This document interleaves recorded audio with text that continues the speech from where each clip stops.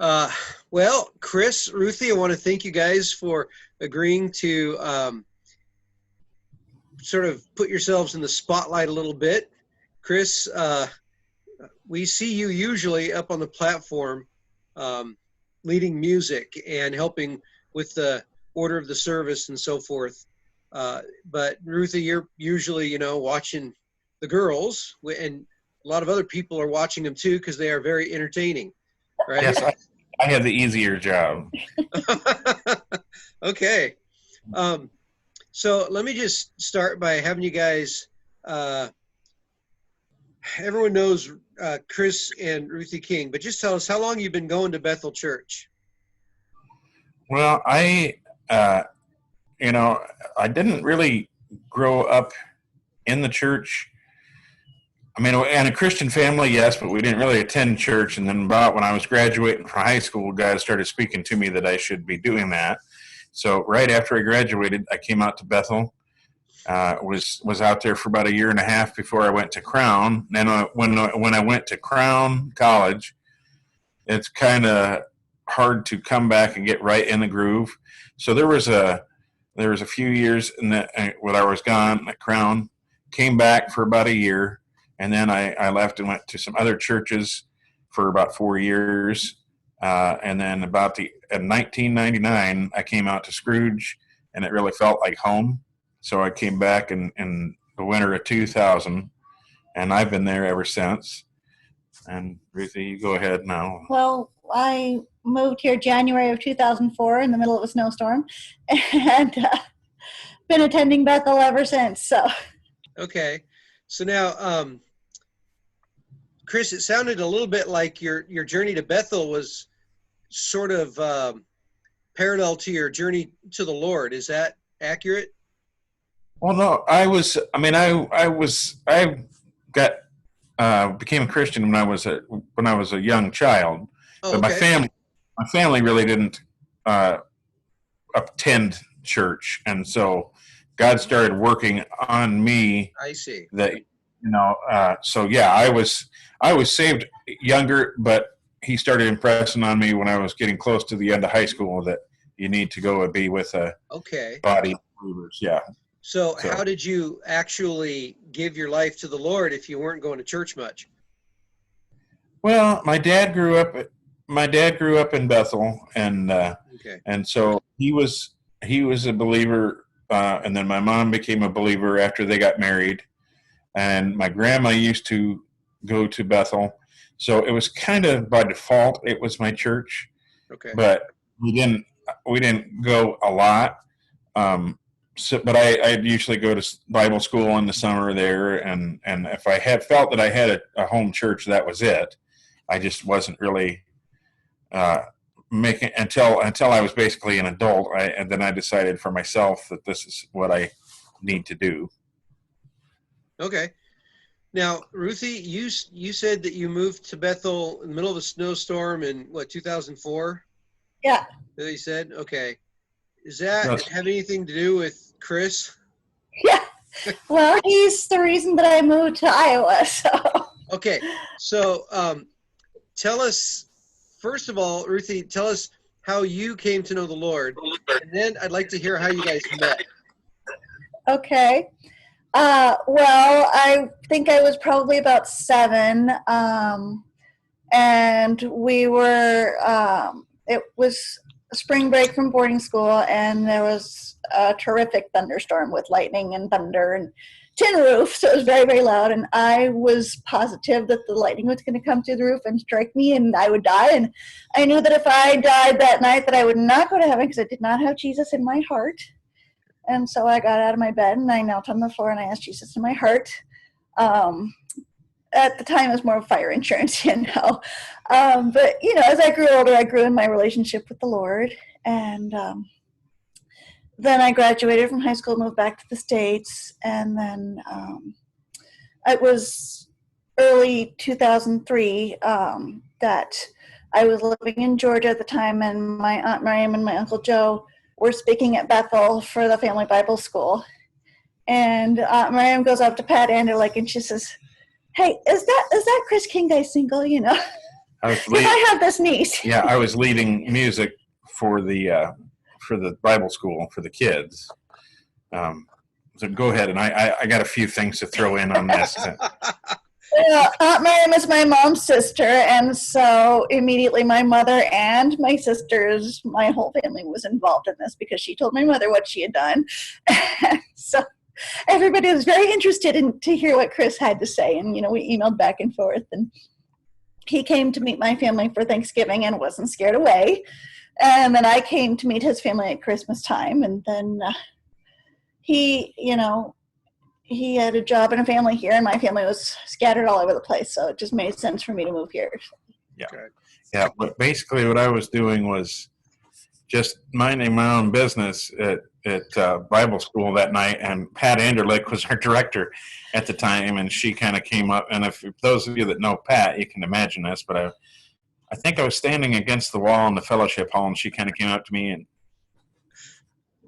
came up close to me and said, Miriam wants to know if you'd be interested in emailing her niece, And so I thought, yeah, you see, I mean, I had been through a long time. I was in my 30s when Ruthie and I were 32 when we met. So I had been through a lot of, let's just say that I thought, oh, sure, I'll do it, but I didn't really have my hopes up. And then actually, for once, things worked out, and there's some more neat stories I could tell about that. Praying with Pastor Ray and your office one night, and then I came home, and because I hadn't heard from her for a while, and then came home and got a really reassuring email, and kind of felt it was a nudge to start pursuing that. So Ruthie, you were all on board after you met Chris.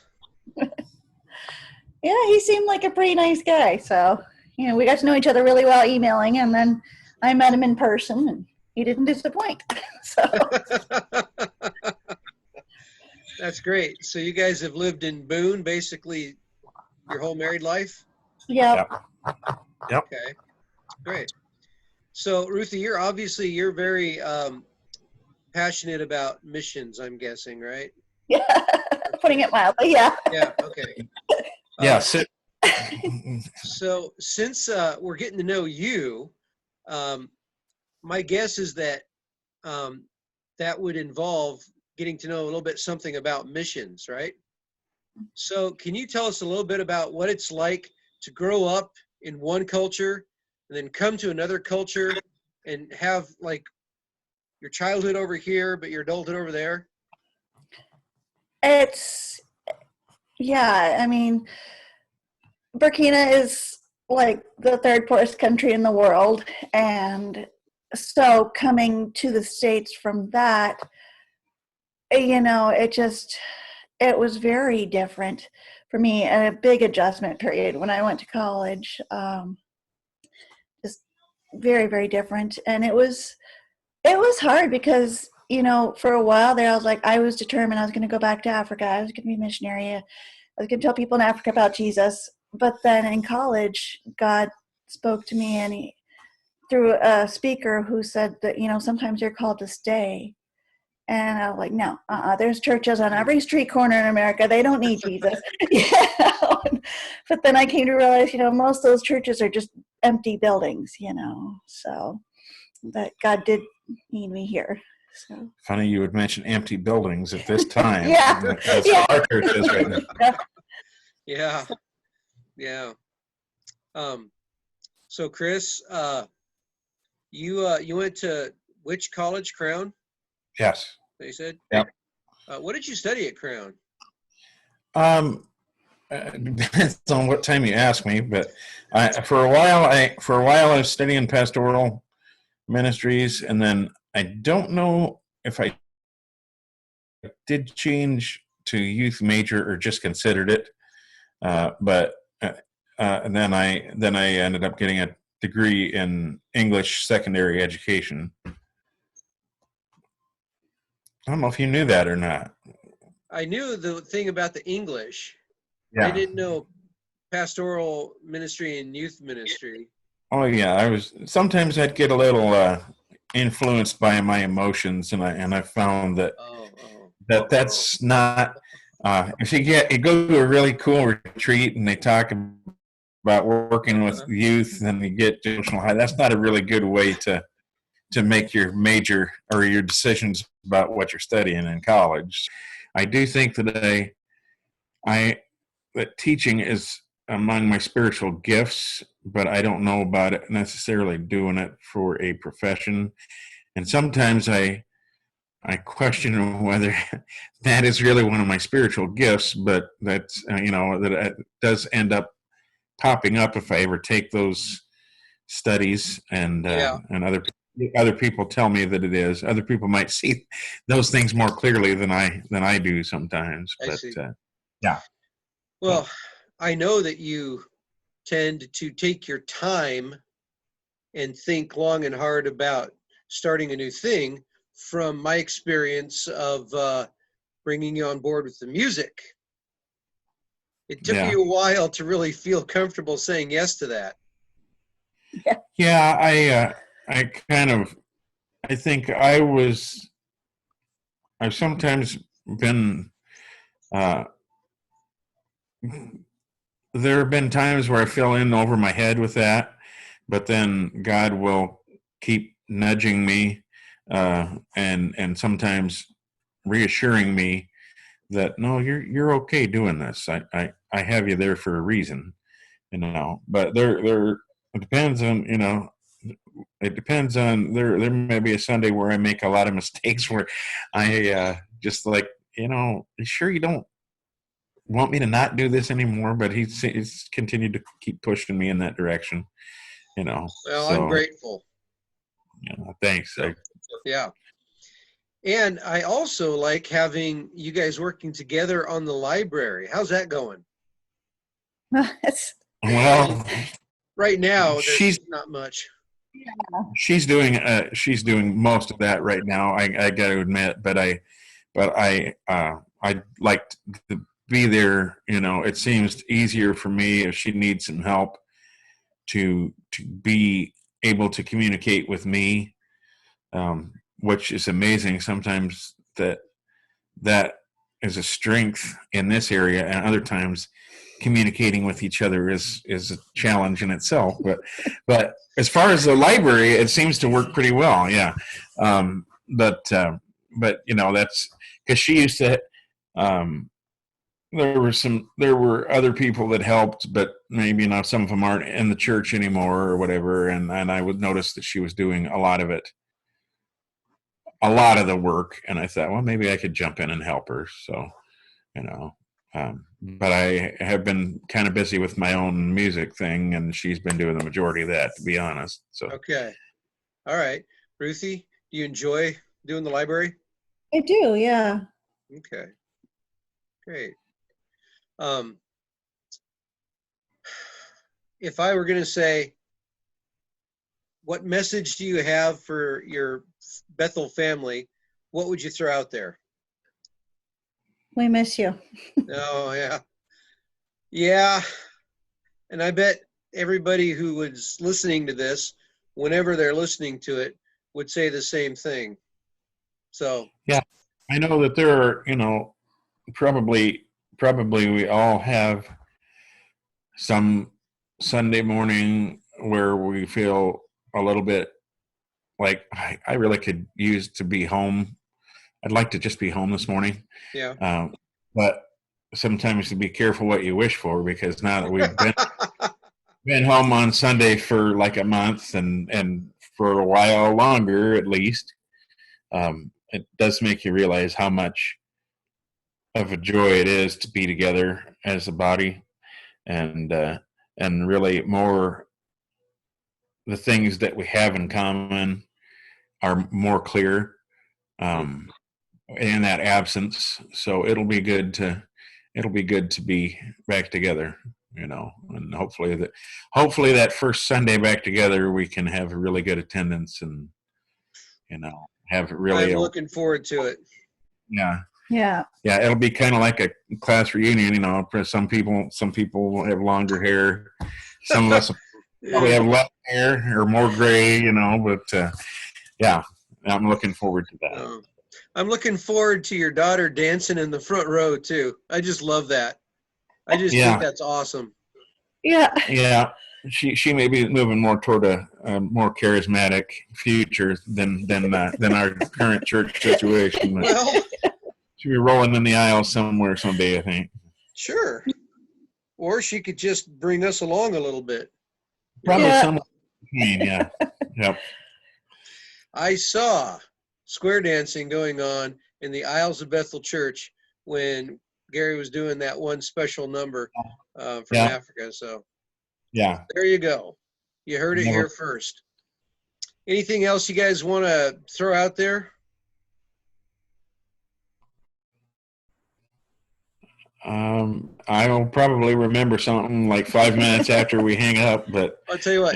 But right now, what I just kind of hope everybody can really appreciate after this time away is what we all do offer to each other. It's not that we're not. We got a lot of really talented people, but I don't feel like our church is about everything being perfect. But it's sure nice to be. That's I don't know how that's coming across, but I mean, I don't think that we're a pretentious church. Some places I've been to, they have everything is just polished and everything, but I've left feeling cold because there's not a connection there, and I feel that is not the case at Bethel. I think that the simplicity is there. It's good. Yeah. So, well, I'd rather have it that way myself. So. Yeah. Yep. I'm not real good at hype, I guess. Anyways, and I think that it's better for us to just be who we are, and you know what? It works. That's what makes Bethel Bethel, So, all right, guys, I want to thank you for giving us a little bit of insight into what makes you tick and a little bit of your testimony. And I'm going to sign off. And if you think of anything else that you did want to say and you forgot, you can add it in the comments. I'm gonna put this, if you guys are okay with this, I'll put it on my YouTube channel and link it to Facebook so people can find it on the Bethel Church Facebook page. And then you can comment to your heart's delight. What do you think about that? Sounds good. All right. Okay, guys. I miss you guys both, and I will talk to you soon, all right? Okay, awesome. Thanks. Have a good night. Okay, you too. Bye. Bye-bye.